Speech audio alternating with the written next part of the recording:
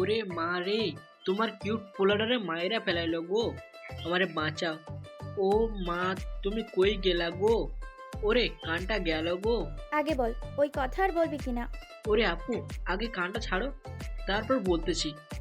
না ছাড়বো না, আগে বল যে আর বলবি কিনা, নাহলে ছাড়বো না কিন্তু। আচ্ছা ঠিক আছে, আর বলবো না। এবার তো কানটা ছাড়ো। বলবো না মানে আরো বেশি করে বলবো। মনে মনে বললাম, তারপর কানটা ছেড়ে দিল। ও মা গো, কানটা একেবারে গরম করে ফালাইছে। আপু আমার কান ছেড়ে দিয়ে চলে যাচ্ছিল, আর তখনই ওই পেতনি আপু, তোরে আরো বলবো ওই কথা। এটা বলতেই আপু পুরো রেগে আগুন। আমি ওর দাঁড়ালাম না, দিলাম এক ভদৌ। বড় লোকের বেটিলেও লম্বা লম্বা বাল, তোর মাথায় বেঁধে দেব মান্দার গাছের ডাল। পাঠকরা ডোন্ট মাইন্ড। কিছু বুঝলে না তো? বলছি শুনুন। যে কোনো একটা সিনিয়র আপুর সাথে প্রেম করব, সেই ইচ্ছাটাই এখন কাজে লাগাচ্ছি। আর রাইসা আপু এবার অনার্স তৃতীয় বর্ষে। রাইসা আপু হচ্ছে কলেজের 10 নম্বর সুন্দরী মেয়ের মধ্যে একজন, আর আমার ক্লাস। প্রতিদিন এই আই লাভ ইউ বলি, এটা শুনতে শুনতে সে ক্লান্ত। কিন্তু আজকে আই লাভ ইউর সাথে একটা গোলাপও ফ্রি দিয়েছিলাম। আর তারপর তো দেখলেনি। ও, আমার তো পরিচয় দেয়নি। এবারের মতো আমি মাহফুজ, এবার অনার্স দ্বিতীয় বর্ষে। বাকিটা আমার আইডি থেকেই জেনে নিয়েন। আমি হলাম বাবা মায়ের দুই মাত্র সন্তান। কারণ হলো আমার বড় একটা আপু আছে, ওর নাম সুমি। আর আপুর বেস্ট ফ্রেন্ড হলো রাইসা আপু। আপু আজ কলেজে আসে নাই, তাই প্রপোজটা করেই ফালাইলাম। এসে দেখি সোহাগ বসে আছে। সোহাগ হলো আমার বেস্টু। ওর কাছে গিয়ে বসলাম। কি রে, হাঁপাচ্ছিস কেন? রাইসা আপুর হাত থেকে বাঁচার জন্য দৌড়াতে হয়েছে, তাই আর কি। আবার ওই প্রপোজ করছস? কানমোলা খাস নাই? খাইছি তো। আরে ব্যাপার না, হবু বউ কান টানলে কিছু হয় না। বুঝছি, এবার ক্লাসে চল। তারপর আর একটা ক্লাস করে বাড়িতে চলে আসলাম। কলিং বেল চাপ দিতে আপু এসে দরজা খুলে দিল। আমি ভিতরে ঢুকতেই, এই যে শয়তান পলা, আজও কি রাইসাকে জ্বালাচ্ছিস নাকি? কি যে বলো না আপু, জ্বালাতে যাবো কেন? তোমার ভাই কি জ্বালিয়ে মজা পায় নাকি? একেবারে প্রপোজ করছি। তোরে কিছু করে নাই। তো হবু বউ হিসেবে কানে আদর করেছে আর কি। করবেই তো, এখন যা গিয়ে ফ্রেশ হয়ে আয়, খেতে দিচ্ছি। তারপর রুমে গিয়ে ফ্রেশ হলাম। ফ্রেশ হয়ে বের হতেই আপুর ডাক পড়লো খাওয়ার জন্য। তাই দেরি না করে চলে গেলাম খাওয়ার টেবিলে। দেখি আব্বু আম্মু আর আপু বসে আছে। আমিও আব্বুকে দেখে অবাক, কারণ আব্বু এত তাড়াতাড়ি অফিস থেকে আসে না। আবার খুশিও হলাম। সবাই মিলে খাওয়া দাওয়া শেষ করলাম। তারপর রুমে চলে আসলাম। এসে ফেবুতে একটু চ্যাট করলাম কিছুক্ষণ। বিকালবেলায় সোহাগের সাথে বাইকে ঘুরতে গেলাম। আসলে সোহাগ আর আমার বাড়ি প্রায় 5 মিনিট। সন্ধ্যার সময় বাসায় আসলাম। বাসায় এসে আপুর সাথে একটু মজা করলাম, যা আমাদের ডেলি রুটিন। এরপর রাতে খাওয়া শেষ করে ঘুমানোর জন্য হারিয়ে গেলাম। সকালে স্বপ্ন দেখতেছি যে একটা মেয়ে এসে জড়িয়ে ধরেছে, আর আমিও জড়িয়ে ধরছি। এমন সময় আমার শরীরে পানিতে ভিজে গেল। কিরে, পানি কই থেকে আসলো? তখনই চোখ খুলে দেখি আপু পানির বালতি হাতে দাঁড়িয়েছে। আই মা, তাহলে এতক্ষণ স্বপ্ন দেখছিলাম? আহারে, যদি বাস্তবে এমনটা হইতো। ইস, আপু এত সুন্দর একটা স্বপ্ন দেখছিলাম, আর তুমি এসে সব ভেঙে দিলে। আসার আর সময় পেলে না। তো কি এমন স্বপ্ন দেখেছিলিস তুই? বলুম না, আমার শরম করে। আচ্ছা এখন যা গিয়ে ফ্রেশ হয়ে খেতে আয়, তারপর কলেজে যাব। তখন আর কি করার, আমার বড় নবাবজাদি হুকুম, না মানলে হয় নাকি। তারপর ফ্রেশ হয়ে চলে গেলাম খেতে। খাওয়া শেষ করে আপুকে নিয়ে বাইকে করে চলে গেলাম কলেজের উদ্দেশ্যে। আমাদের বাসা থেকে কলেজ যেতে 10 মিনিট লাগে। কিছুক্ষণ পর আমরা পৌঁছে গেলাম। আপুকে নামিয়ে দিয়ে আমি বাইকটা পার্ক করে রেখে আসলাম। তারপর দুজনে একসাথে গেট দিয়ে ঢুকলাম। ঢুকে দেখি রাসা আপু মেয়েদের সাথে বসে গল্প করতেছে। কি রে মাহফুজ, রাইসার সাথে কথা বলবি না? আপু তুমি এই কথা বলো গে, বেতারের মুডটা এখন নষ্ট করব না, সময় তো আছেই। ফাজিল একটা। তোমারই তো ভাই। তারপর আপু সেখানে গেল। অতবার আমি সোহাগকে ফোন দিলাম। এই সোহাগ, কই তুই? আমি তো ক্লাসে বসে আছি, তুই কই? ওইখানেই থাক, আমি 1 মিনিটে আসতেছি। তারপর চলে গেলাম সোহাগের কাছে। ক্লাসে বসে দুজনেই গল্প করতেছি। কিছুক্ষণ পর ক্লাস টাইম শুরু হয়ে গেল। স্যার ক্লাসে আসলেন। তারপর ক্লাস করে বাইরে বের হয়ে শহীদ মিনারের উপর বসে আছি। এমন সময় কে যেন পিছন থেকে আমার ঘাড়ে হাত দিল।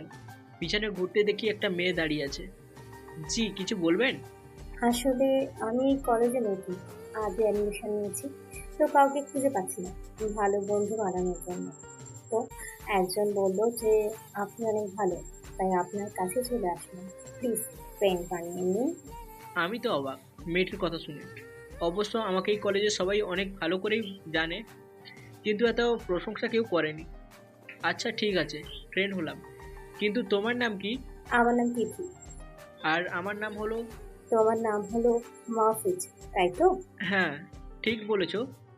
আমি তো অবাক যে ও আমার নাম বলতে না দিয়েই নিজেই বলল। আচ্ছা তিথি, ফ্রেন্ডদের মাঝে কোনো তুমি করে না, তাই এখন থেকে তুই করে বলবি। ওকে, ঠিক আছে। তারপর সবাই আড্ডা শেষ করে আপুর কাছে গেলাম। চল বাসায় যাই। আপু চলো। তারপর বাইকে করে বাসায় চলে আসলাম। বাসায় এসে খেয়ে নিলাম। তারপর এক ঘুমে বিকাল 4টা। বিকালে আপুকে নিয়ে মার্কেটে গেলাম। আপুর জানি কি লাগবে। সন্ধ্যায় বাসায় চলে আসলাম। রাতে কলেজের পড়া শেষ করে ঘুমিয়ে গেলাম। সকালবেলায় আপুর ডাকে ঘুম থেকে উঠলাম। কলেজের সময় প্রায় হয়ে গেছে, তাই তাড়াতাড়ি করে আপুকে নিয়ে কলেজে চলে গেলাম। আপুকে নামিয়ে দিয়ে বাইকটা পার্ক করে রেখে আসলাম। তারপর কলেজে গেট দিয়ে ঢুকতেই তো মেজাজটা খারাপ হয়ে গেল। রাইসা আপুকে রাজ খারাপ খারাপ কথা বলতেছে, যা শুনে আপু কান্না করতেছে। রাজের সাথে আরও কয়েকটা ছেলে দাঁড়িয়ে আছে। রাজকে শুনবেন? কলেজের সবথেকে বাজে বকাটে ছাত্র, সব মেয়েদেরকেই টিচ করে। কিছুদিন বাদ দিয়েছিল এসব। বাদ দেওয়ার পেছনে অবশ্য আমারও কিছু কাজ ছিল, কিন্তু না, এখন আবার শুরু করেছে। এইটা দেখে তো আমার মাথায় আগুন চড়ে গেল। এমনিতে টিচ করতেছে, তারপর আবার আমি যাকে ভালোবাসি সেই রাইসা আপুকে। পাশেই দেখলাম ক্রিকেট খেলার জন্য স্ট্যাম্প পুঁতে রাখা হয়েছে। এখন আপু রাজের কথায় আরও বেশি কাঁদতেছে। আমি আর নিজেকে কন্ট্রোল করতে পারলাম না। একটা স্ট্যাম্প উঠিয়ে নিয়ে রাজের দিকে চলতে লাগলাম। আজকে এই রাজের শেষ দিন। মাহফুজ ঝামেলা করিস না। কিন্তু কে শোনে কার কথা? রাজের এমন অবস্থা করব যাতে আর কোনোদিন মেয়েদের সাথে খারাপ কথা না বলে। মেয়েদের দিকে খারাপ নজরে তাকানো তো দূরে থাক। আমি রাজের কাছে চলে গেলাম। দেখো মাহফুজ, এখানে কোনো ঝামেলা করবি না। তোর সাথে আমাদের কোনো শত্রুতা নেই। রাইসার সাথে আমার কথা আছে। মাহফুজকে চিনে না এমন কেউ নেই এই কলেজে। মাহফুজ আর কোনো কথা বলতে না দিয়ে রাজের বুক বরাবর সজোরে একটা লাথি মারে। রাজ সাথে সাথে কয়েক হাত দূরে গিয়ে পড়ে। তখনই মাহফুজকে মারতে রাজের ছেলেরা এগিয়ে আসে। মাহফুজ তাদের স্টাম্প দিয়ে এলো পাথারি মারতে থাকে। সবাইকে মেরে মাটিতে শুয়ে দেয়। রাজের কাছে গিয়ে রাজকে মারতে থাকে। রাজের মুখ থেকে রক্ত বের হয়ে গিয়েছে। মাহফুজ যেন একটা হিংস্র জানোয়ার হয়ে গিয়েছে। কেউ তাকে আটকাতে পারছে না। এইদিকে রাজের ছেলেরা আবার আসে মাহফুজকে আটকাতে। মাহফুজ আবারও ওদেরকে মারে। মারের চোটে সবাই মাটিতে গড়াগড়ি খাচ্ছে। রাইসা আর সুমি বারবার বলছে ওদেরকে ছেড়ে দিতে, কিন্তু মাহফুজের সেদিকে কোনো খেয়ালই নেই। রাইসা ভাবে সে মাহফুজকে আটকানোর দরকার, না হলে রাজ আর ওর ছেলেরা জীবনেও হাঁটতে পারবে না। রাইসা গিয়ে মাহফুজকে জাপটে ধরে। মাহফুজ, ওদেরকে আর মারিস না, ছেড়ে দে ওদের। মাহফুজের রাগ নিমিষেই পানি হয়ে যায়, কারণ রাইসাকে মাহফুজ ভালোবাসে।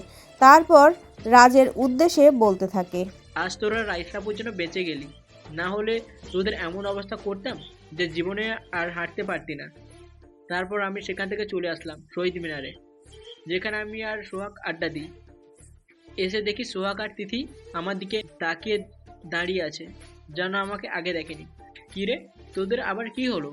এভাবেই তাকে কি দেখিস? তিথি কোনো কথা না বলে আমার কাছে এসে একটা চিমটি দেয়, আর আমি ব্যথায় উফ করে উঠি। ওই পাগল হচ্ছিস নাকি? এত জোরে কেউ চিমটি দেয়?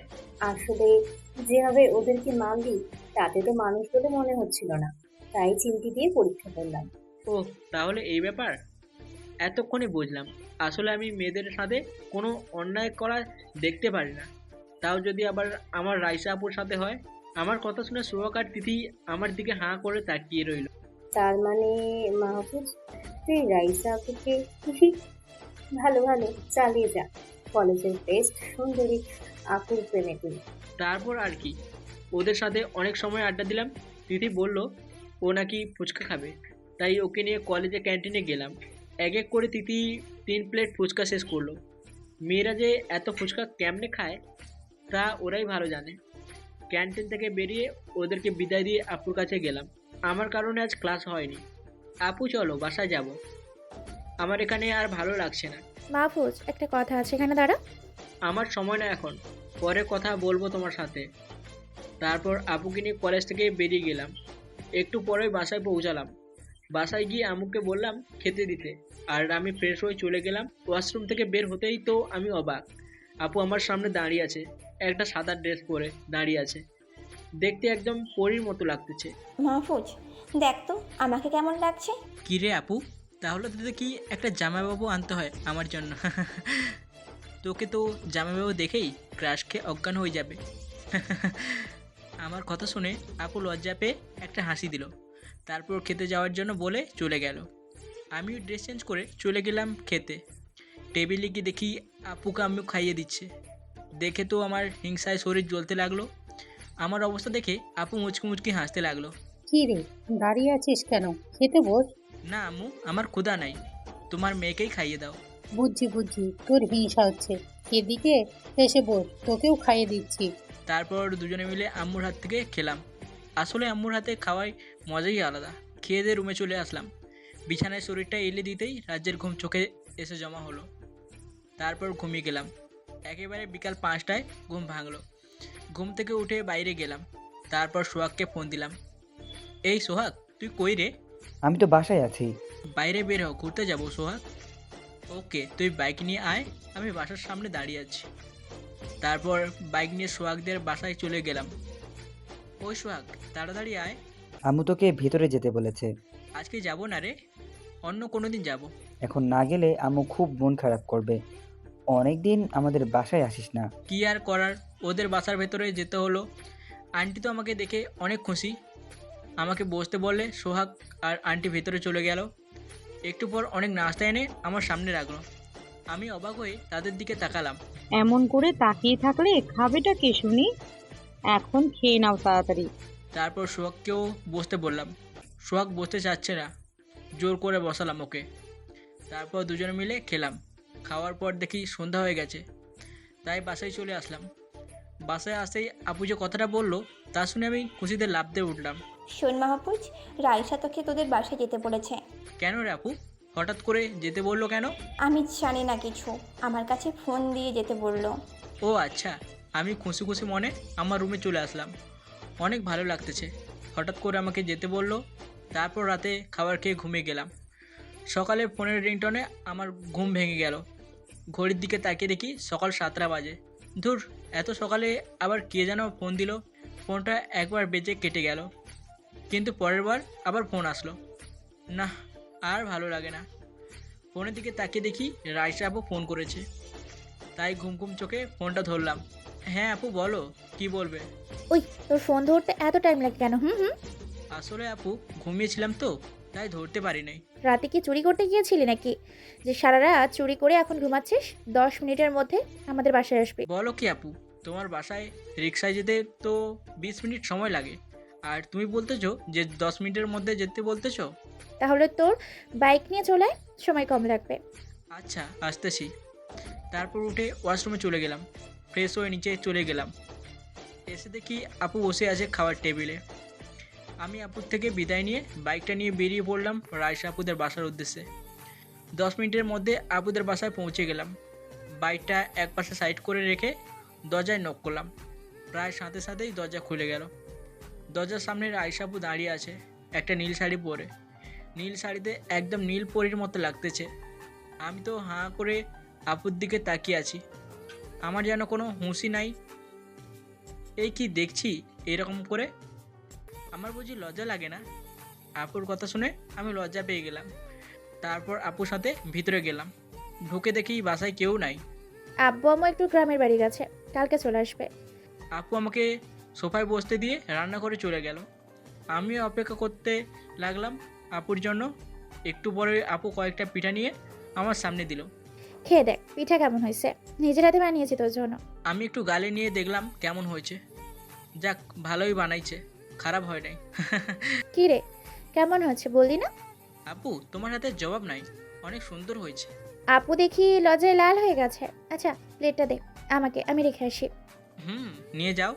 আপু প্লেট নিয়ে চলে গেল, আর আমি বসে বসে মোবাইল টিপতেছি। হঠাৎ ভেতর থেকে আপু ডাক দিল। আমি আপুর কাছে গিয়ে দেখি টিভি দেখতেছে। আপু আমাকে তার কাছে বসতে বলল। আমি বসে আপুর সাথে টিভি দেখতে লাগলাম। আপু আর আমি একদম কাছাকাছি বসে আছি। আপু এক মনে টিভি দেখছে। আপুকে তখন একটা পিচ্চি বাচ্চাদের মতো লাগছে। খুব সুন্দর লাগতেছে আপুকে। নিজের অজান্তেই আপুর দিকে অপলক দৃষ্টিতে তাকিয়ে থাকলাম। আপু আর আমার মাঝখানে দূরত্ব কমতে থাকলো। দুইজনে জনে একটা ঘরের মধ্যে যেতে থাকলাম। আর হঠাৎই আমার ফোনটা বেজে উঠল। আমি আপুর থেকে ছিটকে দূরে সরে আসলাম। কি করতেছিলাম কি, কিন্তু ফোনটা আসতে আপুর চোখে মুখে বিরক্তির ভাব পড়তে দেখলাম। আমি ফোনের দিকে তাকিয়ে দেখলাম সোহাগ ফোন করেছে। হ্যাঁ বল, কি হয়েছে? মাহফুজ, একটা সমস্যা হয়ে গিয়েছে, তো সাহায্য লাগবে। কোনো সমস্যা হয়েছে নাকি? আমাদের পাশের পাড়ার ছেলেরা আমাদেরকে ক্রিকেট খেলাতে চ্যালেঞ্জ করেছিল আর বলেছিল যে আমরা নাকি গোহারা হারবো। তোরা সবসময় এই কোনো না কোনো একটা ঝামেলা বাঁধিয়ে রাখিস। খেলা কখন তাই বল? বিকাল 4টায় বড় মাঠে খেলা শুরু হবে। দোস্ত, তোকে আসতেই হবে, কারণ তুই আমাদের মধ্যে বেস্ট খেলোয়াড়। ঠিক আছে, সমস্যা না, আমি চলে আসবো। ফোনটা কেটে দিয়ে রাইসা আপুর দিকে তাকাতেই দেখি আমার দিকে রাগি চোখ নিয়ে তাকিয়ে আছে। তোকে কে ফোন দিয়েছিল? আপু, ওই তো সোহাগ ফোন দিয়েছিল, একটা জরুরি কাজ আছে তাই যেতে বলল। ক্রিকেট খেলা ছাড়া তো তোদের আবার এত কোনো জরুরি কাজ থাকতেই পারে না, কিন্তু এখন যেতে পারবি না। আচ্ছা, কফি খাবি নাকি? আপুর দিকে তাকিয়ে হ্যাঁ সম্মতি দিলাম। আমি বসে আছি আর টিভি দেখি। আপু চলে গেল কফি করে আনতে। সেই সময় ফোনটা আবার বেজে উঠল, কিন্তু ফোনের দিকে তাকিয়ে দেখি স্ক্রিনে তাসফিয়ার নাম্বার ভাসছে। তাসফিয়া আমার একমাত্র চাচাতো বোন আর আমার সবচেয়ে বেস্ট ফ্রেন্ড। ছোটোবেলা থেকেই দুজনে একসাথে বড় হয়েছি। ওর কোনো বিপদ হলেই আমাকে ফোন দিবে, আর বেশিরভাগই আসে ফালতু বিপদ। অনেক বিয়ের প্রস্তাবও নিয়ে আসতো চাচা, তবে এ পর্যন্ত আমার সাহায্য নিয়ে সবগুলো বিয়ে বন্ধ করেছে। আজ আবার কি হয়েছে কি জানি, কি আর করব। আপুর দিকে তাকিয়ে কাপা হাতে ফোনটা ধরলাম। হ্যাঁ তাসফিয়া, কি হয়েছে বল। মাহফুজ, আমার সাথে এক্ষুনি দেখা করবি তুই। অনেক বড় একটা ঝামেলা হয়ে গেছে। কি হয়েছে আগে বলবি তো? না, তুই আগে আসবি, তারপর বলবো। একটা কাজ কর, তুই এক্ষুনি আমাদের বাসার পেছনে বাগানটাতে আয়। আচ্ছা তুই থাক, আমি কিছুক্ষণের মধ্যে আসতেছি। কথাটা বলে ফোনটা রেখে দিলাম।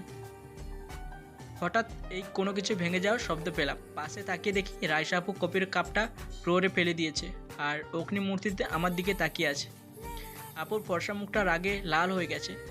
এই রে, আপু যে কখন আসছে বুঝতেই পারিনি।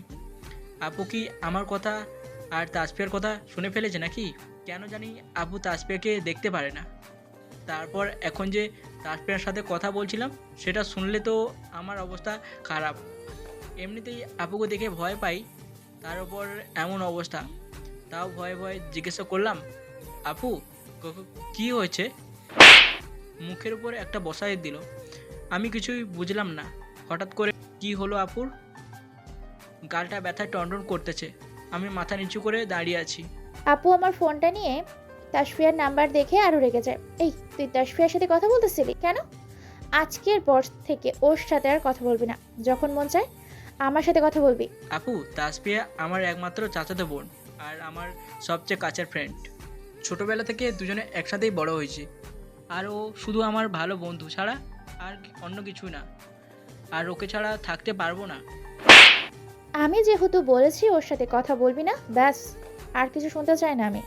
আর এখন তুই কোথাও যাবি না, এখানেই দাঁড়িয়ে থাকবি। আমি রেডি হয়ে আসি, তোকে নিয়ে তোদের বাসায় যাব।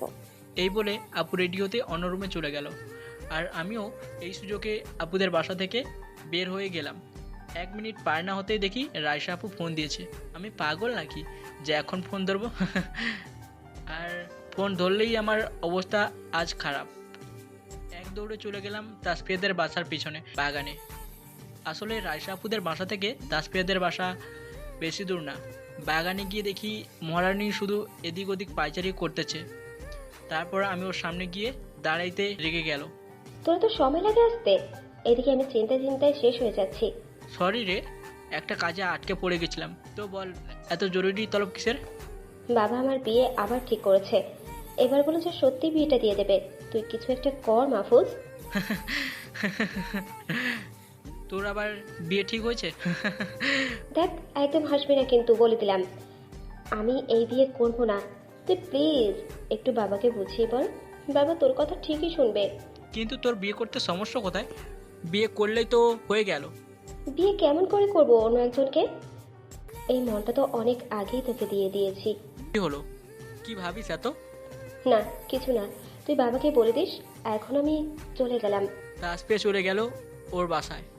এখন চাচাকে কিছু একটা বুঝে আমাকে ম্যানেজ করতে হবে। হঠাৎ মনে পড়লো আমি তো তাড়াহুড়াতেই বাইকটা আনতে ভুলে গেছি, আর বাইকটাও রাইসা আবুদের বাসার সামনে। কী যে করি এখন।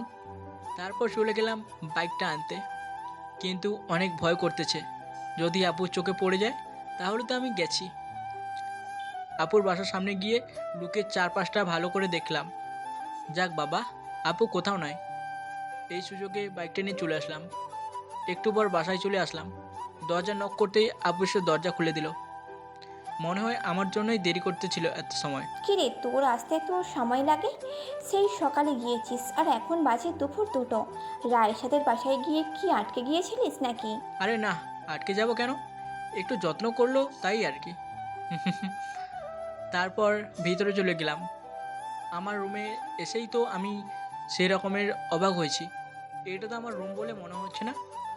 আসলে হয়েছে কি, আমার রুমটা আমার জামা কাপড় দিয়ে ভরে থাকে।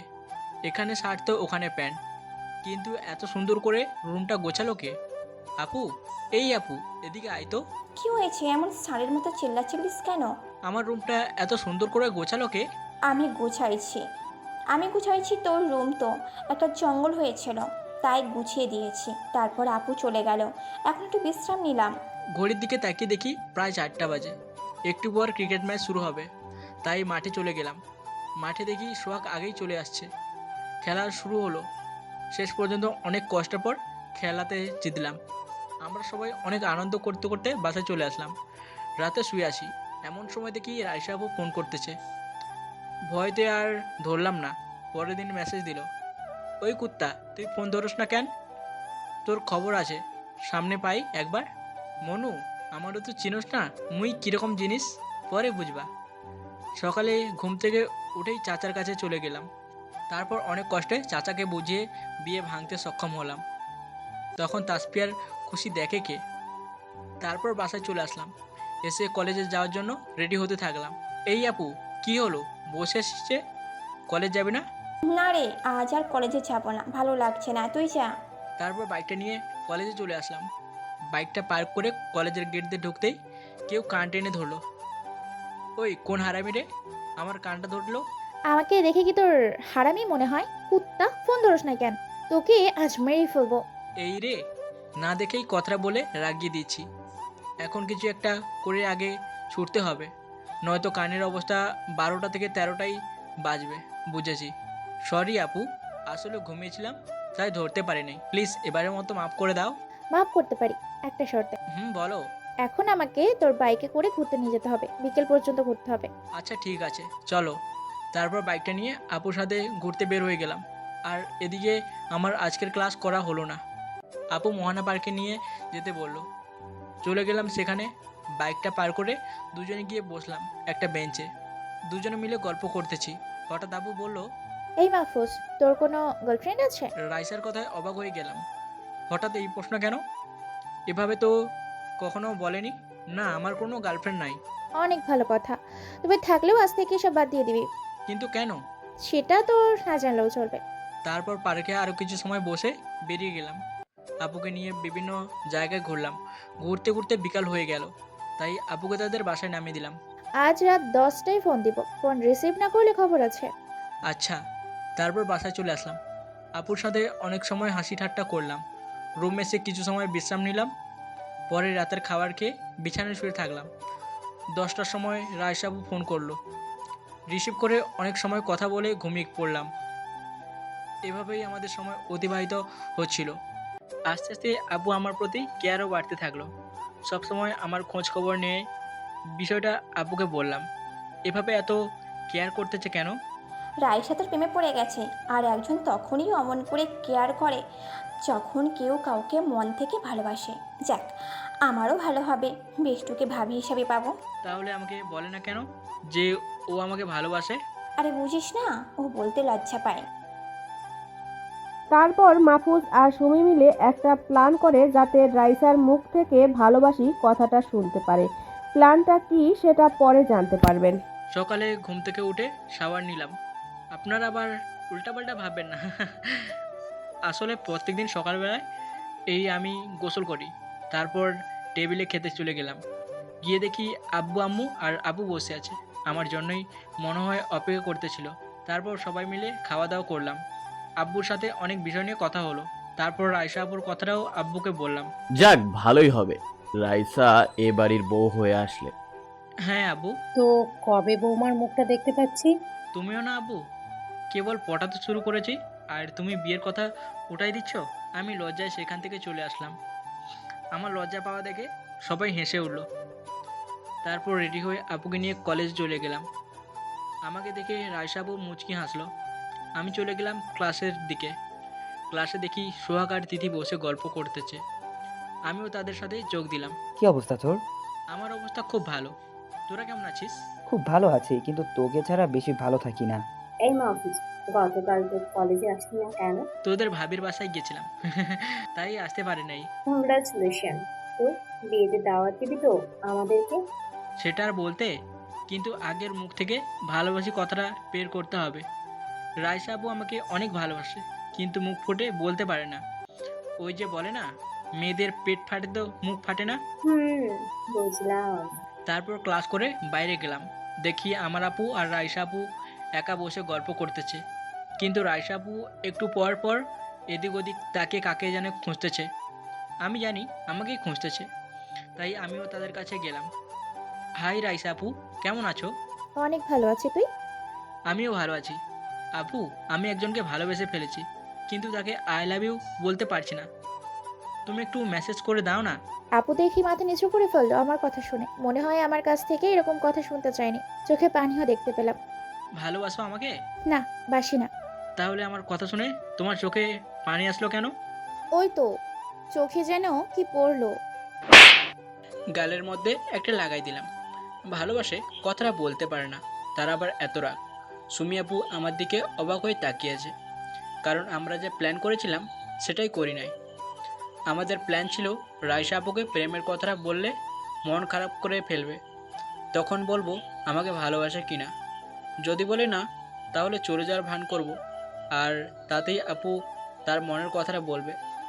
কিন্তু সেই রকম কিছুই হয়নি, তাই চটটা মারতে হলো। তুই আমাকে মারলি কেন? তো কি আর করব আমি? নিজের মনের কথাটাই তো বলতে পারলে না। আমি যদি সত্যি অন্য কাউকে ভালোবাসতাম, তাহলে কি করতে তুমি? ভালো থাকতে তুমি? ভালো থাকবো না কেন, অনেক ভালো থাকতাম। একটা থাপ্পড়ে কম পড়েছে না? আরেকটা দিতে হবে? আমাকে শাসন করতেছে, কেয়ার করতেছে, সবসময় খেয়াল রাখতেছে, আর ভালোবাসি এইটুকু বলতে পারে না, আবার হয়েছে রাগ দেখায়। আমার বুঝি লজ্জা লাগে না? বল। আমাকে জড়িয়ে ধরলো। এইভাবে কতক্ষণ থাকলাম জানি না, তবে খুব ভালো লাগছিল। একটু পর কারো কাশি দেওয়ার আওয়াজ পেলাম। তাকে দেখি আপু হাত দিয়ে চোখ ঢেকে রাখছে। আর কতক্ষণ থাকবে, এবার তো ছাড়। আর হ্যাঁ, আমি কিন্তু কিছু দেখি নাই। আমরা দুজন লজ্জা পেলাম। রাইসা আপু লজ্জায় আমার বুকে মাথা রাখলো। থাক, আর লজ্জা পেতে হবে না, এখন বাসায় চল। তারপর রাইসা আপুকে নিয়ে আমাদের বাসায় গেলাম। আব্বা মতো আপুকে দেখেই সেই আকারের খুশি। আপুর সাথে সবাই কথা বলতে ব্যস্ত হয়ে পড়লো। তারপর আমি রুমে চলে গেলাম। ফ্রেশ হওয়ার জন্য ওয়াশরুমে চলে গেলাম। ওয়াশরুম থেকে বের হতেই দেখি রাইসা আপু আমার বিছানায় বসে আছে। আমি তখন খালি গায়ে। আমার যে কি লজ্জা করতেছে। হাত দিয়ে শরীরটা ঢাকলাম। এই রুম থেকে তাড়াতাড়ি যাও, আমার লজ্জা করতেছে। আমার সামনে অত লজ্জা পেতে হবে না। কতদিন পর তো তোমারই বউ হব, তখন সব লজ্জা ভেঙে দিব। সেটা পরে দেখা যাবে, এখন তুমি যাও তো, আগে কাপড় পরে নি। তারপর ওই রাইসা আপু রুম থেকে চলে গেল। আমি তাড়াতাড়ি শার্টটা গায়ে দিলাম। এখন তুমি আসতে পারো। তখন আপু রুমের মধ্যে আসলো। রুমে এসেই আমাকে দেয়ালের সাথে ঠেসে ধরলো। দু হাত দুপাশে আমাকে তার নাগালের মধ্যে বন্দি করলো। তারপর আপুর মুখ একদম আমার কাছে নিয়ে আসলো, এতই কাছে যে আপুর গরম নিঃশ্বাস আমার মুখের উপর পড়তে লাগলো। আমি তো অবাক হয়ে আছি। পরিস্থিতি বুঝে ওঠার আগেই আপুর ঠোঁট জোড়া আমার ঠোঁটের সাথে মিলিয়ে দিল। বড় বড় চোখ করে আপুর দিকে তাকিয়ে আছি। আপুকে ছাড়ানোর চেষ্টা করলাম, কিন্তু ছাড়ছে না। মনে হচ্ছে কতদিন খায় না। প্রায় 5 মিনিট ধরে কিস করেই চলেছে, কিন্তু ছাড়ার কোনো নামগন্ধ নাই। আর এদিকে আমার অবস্থা খারাপ হয়ে আসছে। টানা 10 মিনিট পর আমাকে ছেড়ে দিল। দুজনেই হাঁপাচ্ছি। এত সময় ধরে কেউ কিস করে নাকি? আর একটু হলেই তো যেতাম। তোমাকে আবার ওই কিস করেই ফিরিয়ে আনতাম আমি। তারপর দুজন মিলে নিচে গেলাম। নিচে দেখে সবাই মিলে গল্প করতেছে। আমরা যেতেই আব্বু বলল, রাইসা তো এখানে অনেক সময় ধরেই আছে, ওর তো বাসায় যাওয়া দরকার। মাহফুজ, ওকে বাসায় দিয়ে আয়। ওকে আব্বু। তারপর বাইরে বের হয়ে বাইকটা বের করে রায়সা আপুর জন্য দাঁড়ালাম। একটু পর আপু বের হয়ে আসলো। বাইকে উঠেই আমাকে অনেক জোরে জড়িয়ে ধরলো। আপু, একটু আস্তে ধরো তো, জড়িয়ে ধরার অনেক সময় পাবে। না, আমি এইভাবেই তোকে জড়িয়ে ধরে রাখবো, বেশি কথা বলবি না। তারপর আর কি করার, এখন বলেও লাভ হবে না। তা ওই অবস্থায় এই বাইক স্টার্ট করলাম। বাইক চালাচ্ছি, আপু আমার শরীরের সাথে একদম মিশে গিয়েছে। এবার বাইক চালাতেও আরও বেশি কষ্ট হচ্ছে। আপু, এবার তো ছাড়ো আমাকে, না ছাড়লে কিন্তু এখনই সত্যি অ্যাক্সিডেন্ট করব। ওকে, ঠিক আছে। তারপর আয়শা আপু আমাকে ছেড়ে দিল। এখন একটু ভালো লাগতেছে। কিছুক্ষণ পর আপুদের বাসার সামনে পৌঁছে গেলাম। আপু নেমে আমাকেও বাইক থেকে নামতে বলল। আমি নামলাম। হঠাৎ আপু আমাকে কাছে টেনে নিল, ঠোঁটে একটা কিস করে ছেড়ে দিল। তোমার কি সবসময় এই কিস করা লাগে নাকি? হুম, সবসময় লাগে। তারপর আপুকে বিদায় দিয়ে বাসার উদ্দেশ্যে রওনা দিলাম। বাসায় পৌঁছে সরাসরি আমার রুমে চলে গেলাম। তারপর ঘুমে দেশে হারিয়ে গেলাম। পাঠকরা আবার আমাকে খুঁজে বের করে না। এক ঘুমে বিকাল 5টায় উঠলাম। ওয়াশরুমে গিয়ে ফ্রেশ হয়ে নিলাম। তারপর সোহাগকে ফোন দিলাম। ওই, তাড়াতাড়ি বাসা থেকে বের হ, ঘুরতে যাব। ঠিক আছে, তুই বাইক নিয়ে চলে আয়, আমি বাসার সামনে দাঁড়াচ্ছি। তারপর বাইকটা বের করে সোহাগের কাছে যাব। এমন সময় আপু এসে একটা লিস্ট ধরিয়ে ওগুলো আনতে বলল। তারপর সোহাগের বাসার দিকে রওনা দিলাম। সোহাগকে নিয়ে বিকালে অনেক জায়গায় ঘোরাঘুরি করলাম। মনটা অনেক হালকা আর ফুরফুরো হয়ে গেল। বাসায় চলে আসতে যাব, তখনই আপু দেওয়া লিস্টের কথা মনে পড়ে গেল। কি আর করার, চলে গেলাম বাজারে। সব কিছু কিনে নিয়ে বাসায় চলে আসলাম। পরের দিন সকালবেলায় ঘুম ভাঙলো রায়শা আপুর ফোনের শব্দে। ফোন রিসিভ করে কিছুক্ষণ কথা বলে ওয়াশরুমে শাওয়ার নিতে চলে গেলাম। তারপর খাবার খেয়ে আপুকে নিয়ে কলেজে গেলাম। কলেজে যেতেই দেখি রায়শা আপু একাই বসে আছে। আমরাও রায়শা আপুর কাছে গেলাম। তারপর সবাই মিলে অনেক কথা বললাম। আমার ক্লাসের সময় হয়ে যাওয়াতে ক্লাসে চলে গেলাম। ক্লাসে দেখি সোহাগ আর তিথি বসে আছে। আমিও তাদের সাথে বসলাম। আমরা তিনজন সবসময় একসাথেই বসি। তারপর ক্লাস শুরু হয়ে গেল। এভাবেই আমার আর রায়শা আপুর লাভ স্টোরি চলতে থাকলো। প্রায় সব সময় একসাথেই থাকি দুজনে। রায়শা আপুর বাবা মাকেও প্রস্তাব দেয় আমাদের ব্যাপারে, তারাও রাজি হয়ে যায়। এখন আমাদের অপেক্ষা শুধু বিয়ে, তার আগে চুটিয়ে প্রেম করতে থাকি। এভাবেই আমাদের আনন্দময় দিনগুলো কাটতে লাগলো। এখন আমরা একজন আরেকজনকে ছাড়া থাকতে পারি না। দুজনের বাসার প্রায়ই যাতায়াত হয় আমাদের। এভাবেই একদিন সকালবেলায় আব্বু সামান্য দূরে একটা কাজে পাঠালো আমাকে। কাজ করে আসতে আসতে প্রায় সন্ধ্যা হয়ে যায়। আমি বাসায় পৌঁছাতে দেখি পুরো বাসা অন্ধকার। তারপর মোবাইলে ফ্ল্যাশ অন করে বাসার কলিং বেল বাজালাম, কিন্তু দরজা খোলাই ছিল। কিছুটা অবাক হয়ে গেলাম। তারপর দরজা ধাক্কা দিয়ে ভেতরে ঢুকলাম। পুরো বাসা অন্ধকার। সুইচ বোর্ড খুঁজে লাইটে সুইচ অন করতেই সমস্ত বাড়ি আলোকিত হয়ে গেল। চারদিকে বিভিন্ন ধরনের আলো ঝলমল করতে লাগলো। এবার পিছনে ঘুরে তাকাতেই আমার উপর ফুলের বৃষ্টি শুরু হয়ে গেল। ভালো করে তাকিয়ে দেখি আমার পরিবারের লোকজন সহ রায়শা আপু, সোহাগ, তাসপিয়া আরও কয়েকটা ফ্রেন্ডদের পরিবারে একসাথে দাঁড়িয়ে আছে। কি হচ্ছে আমি কিছুই বুঝতে পারছি না। আর তখনই সবাই মিলে বলতে শুরু করলো, happy birthday to you, happy birthday to you. Happy birthday dear Mahfuz, birthday to you.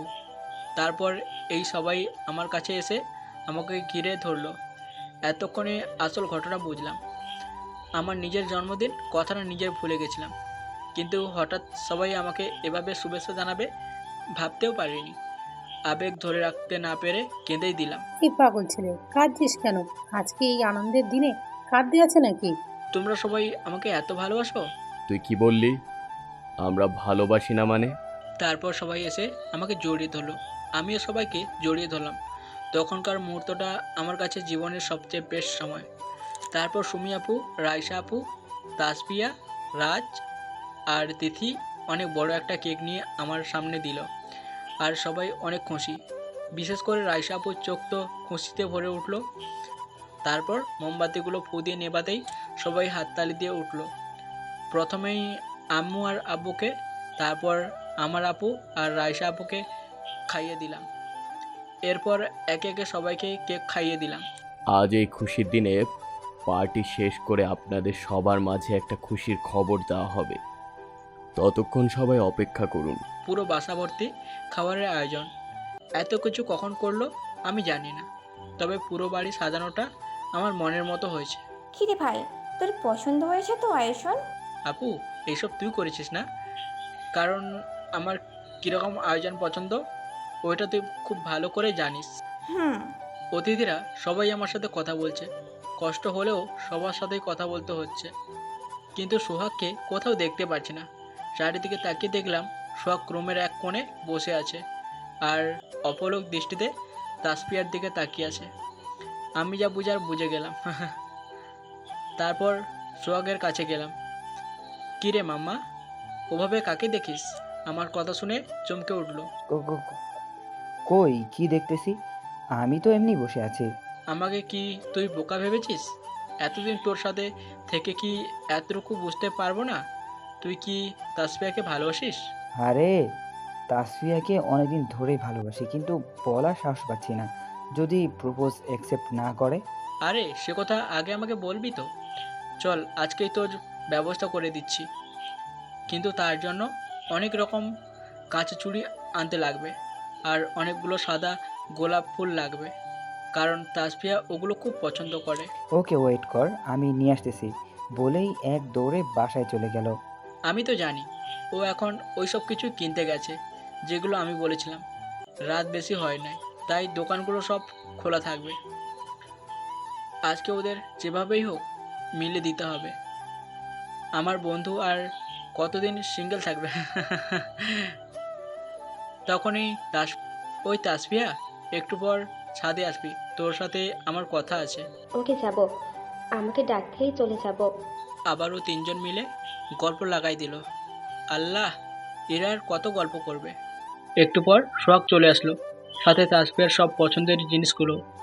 এবার দুজনে মিল করে দিতে পারলেই আমার কাজ শেষ। তারপর তাসফিয়াকে ছাদে আসতে বললাম, আর সোহাগকে বললাম ছাদের দরজার কাছে দাঁড়িয়ে থাকতে, যখন ডাক দিব তখন যেন চলে আসে। তারপর আমি তাসফিয়াকে নিয়ে ছাদে গেলাম। ছাদে গিয়ে তাসফিয়ার সামনে দাঁড়ালাম। তারপর ওকে বললাম, আচ্ছা তাসফিয়া, তোর জীবনে যদি এমন কেউ আসে যে তোকে সব সময় খেয়াল রাখতে পারবে, তোকে খুব বেশি কেয়ার করবে, তাহলে কেমন হবে? তো বিশাল খুশি।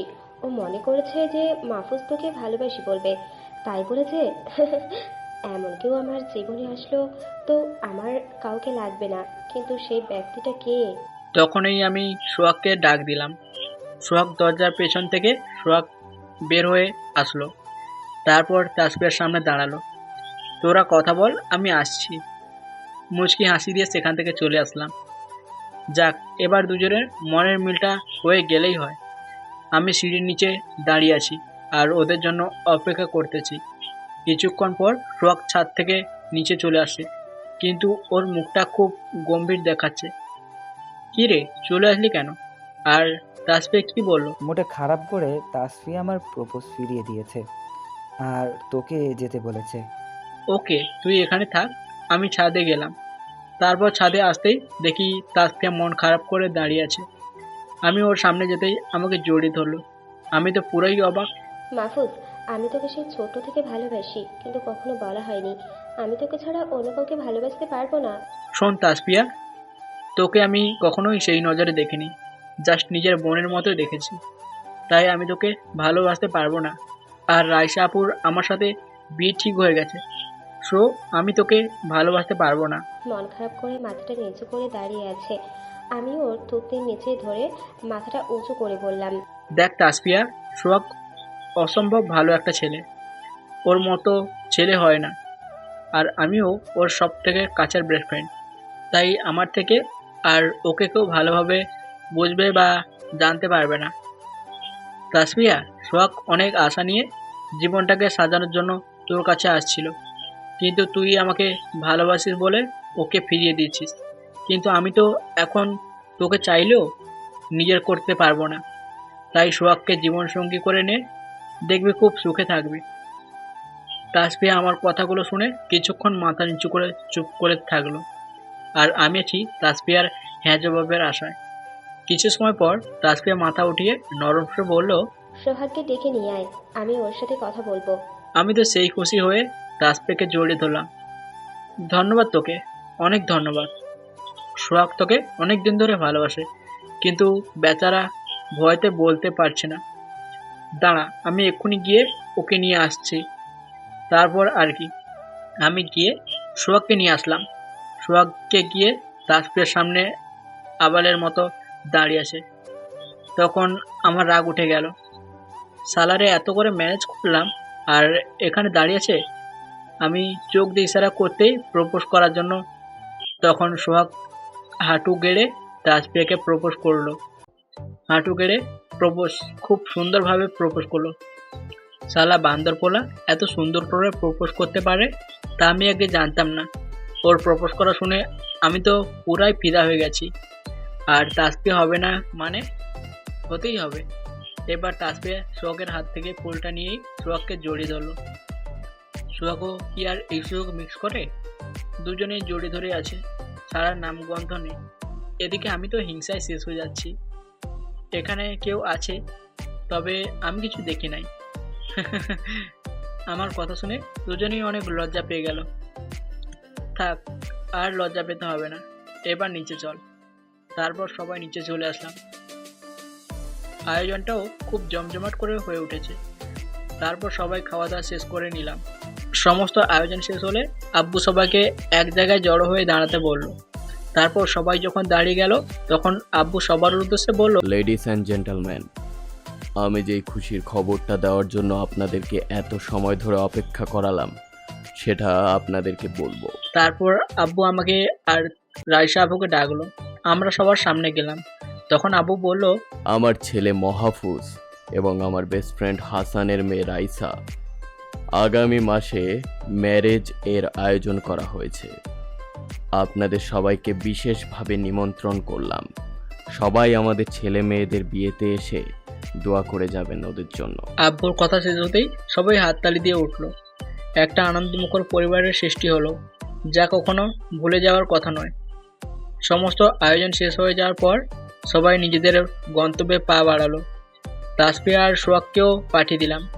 রাইসা আপু আমাদের বাসায় থাকতে চেয়েছিল, কিন্তু আমি না বলে দিই একবারে বিয়ের পর। আমার আর সোহাগের জুটি এভাবেই চলতে লাগলো। সবাই খুব সুখে আছি। এভাবেই দেখতে দেখতে একটা মাস কেটে গেল। আজ আমার রাইসা আপুর বিয়ে। সকাল থেকেই একটা টানটান উত্তেজনা মনের ভেতর কাজ করতেছে। আমাকে সোহাগ আর তাসফিয়া এবং রাইসা আপুকে সৌমিয়া আপু আর তিথি সাজানোর দায়িত্ব নিয়েছে। সকাল থেকে খুব সুন্দর করে সাজানো হলো আমাকে। এখন রাইসা আপুদের বাসার উদ্দেশ্যে রওনা দিলাম। কিছুক্ষণ পর অনেক ধুমধামের মধ্যে দিয়ে আমাদের বিয়েটা হয়ে গেল। এখন বাসর ঘরের সামনে দাঁড়িয়ে আছি, কেন জানি ভেতরে যেতে ভয় করতেছে। তারপরও 1 কেজি সাহস নিয়ে ভেতরে চলে গেলাম। পাঠকরাও দেখি পিছু চলে আসতেছেন, আমার বুঝি লজ্জা লাগে না। যান, আবারও নতুন গল্পে সব কিছু দেখবেন। এখন বাড়ি যান।